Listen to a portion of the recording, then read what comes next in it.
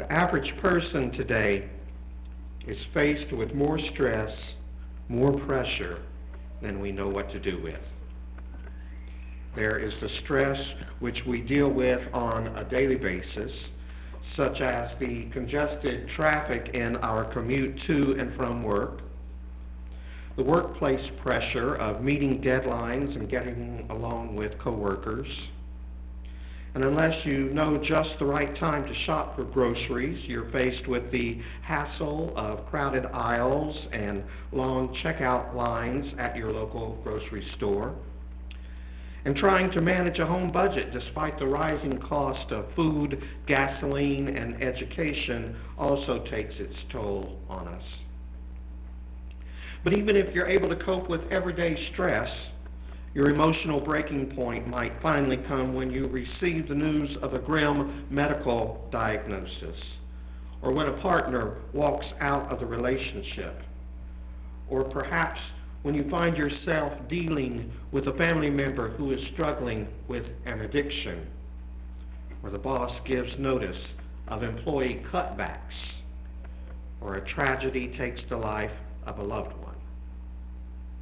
Experiences like these can overwhelm the human spirit, and many people will find themselves seeking comfort in mindless, familiar activities.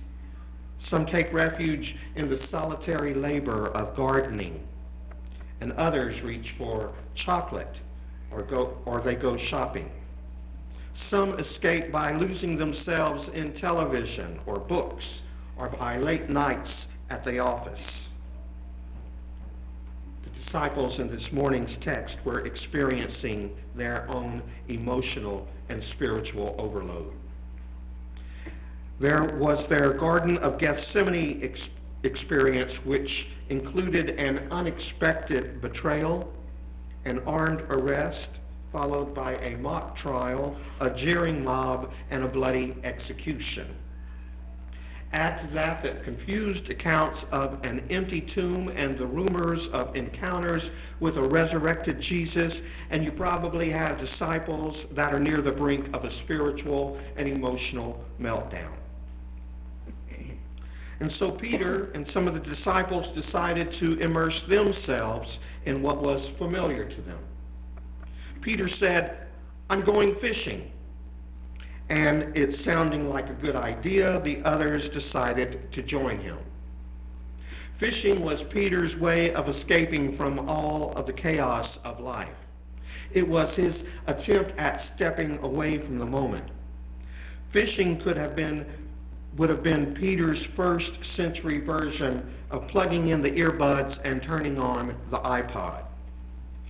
But he learned that you can't run away from God's love. And he couldn't run away from Jesus.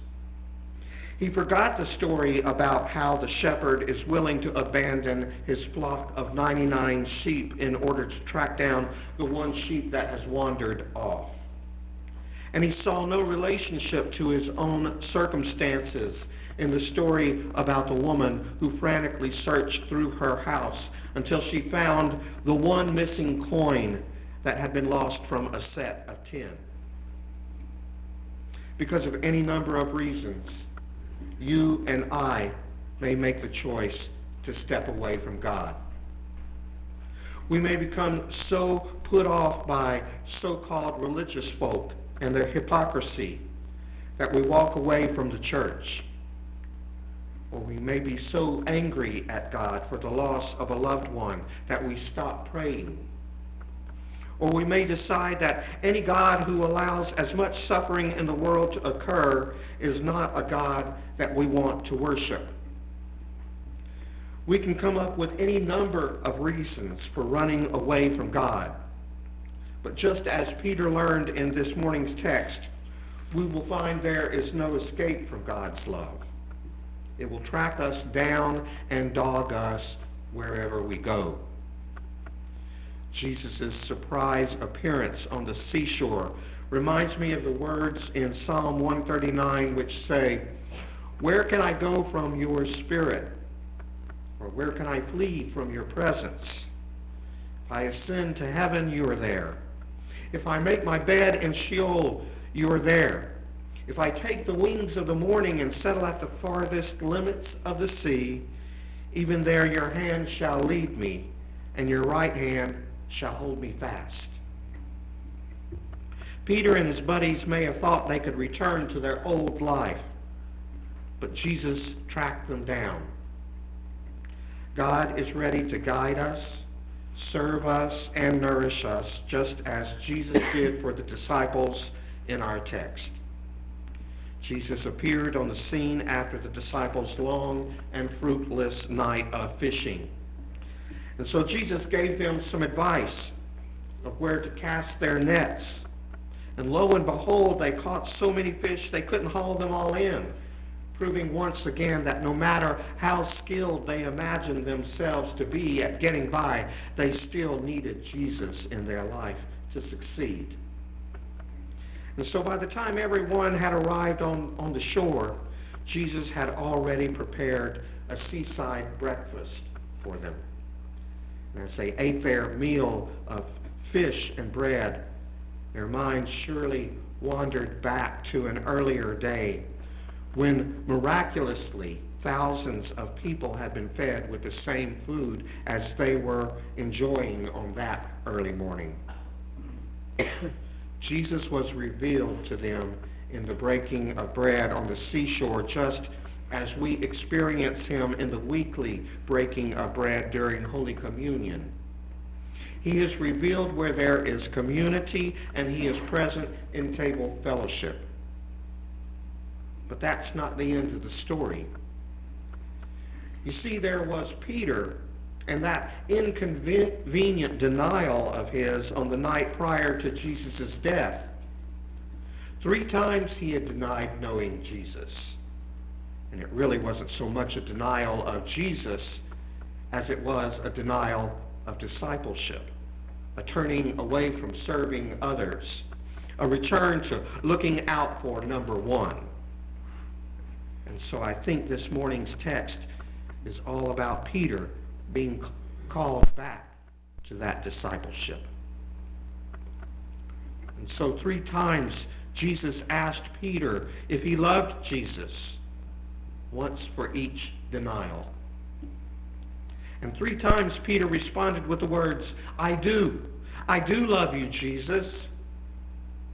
And 3 times Jesus countered Peter's I do with the command to feed others. Just as Jesus had fed the disciples that morning, just as he had fed the hungry crowds in the past, Jesus was calling Peter to feed the world. The time had come for Peter to take up the torch.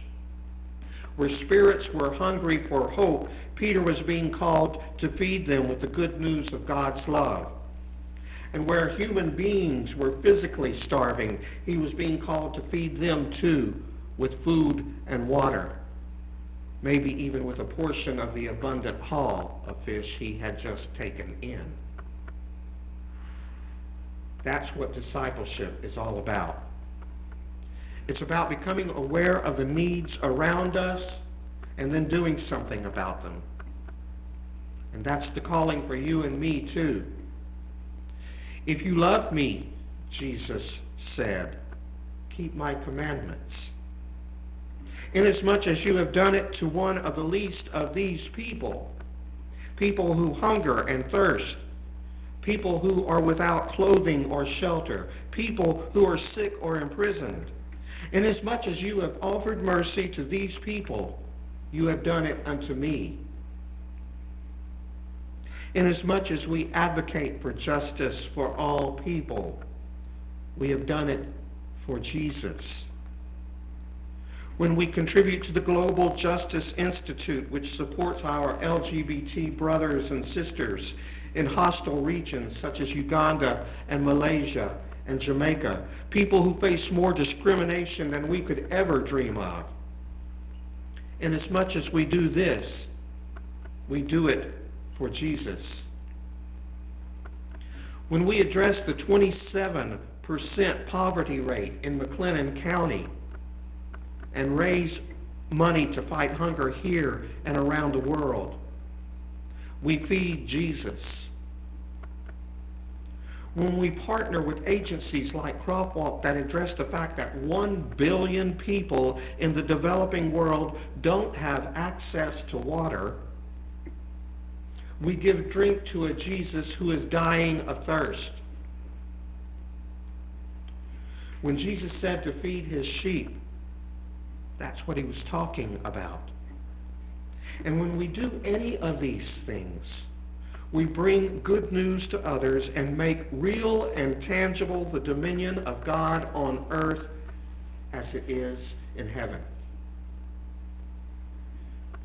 The Gospel of John opens with what is known as a prologue, which contains the words, "The light shines in the deepest night, and the night did not overcome it."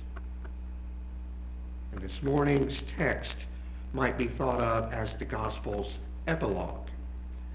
An epilogue which awakens memories of the darkness of that deepest night.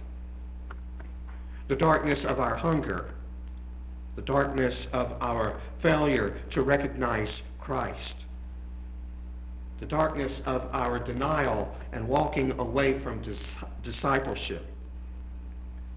But at the same time, it reminds us that none of this darkness has overcome the light. For the risen Christ still calls, still feeds, still empowers even doubters and deniers among us for the ministry of Christ. Christ still relentlessly tracks down those of us who walk away, loving us back into the fold.